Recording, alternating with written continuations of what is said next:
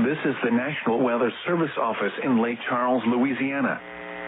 The preceding signal was a test of the NOAA weather radio warning alarm system for radio stations serving southeast Texas and southwest Louisiana. During potentially dangerous weather situations across the area, the alarm tones you just heard would be activated and immediately followed by information about the impending hazard.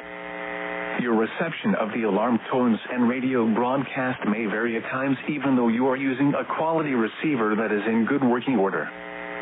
This test is normally conducted each Wednesday morning around 11 a.m., but will be rescheduled for the next available fair weather day in the event of hazardous weather.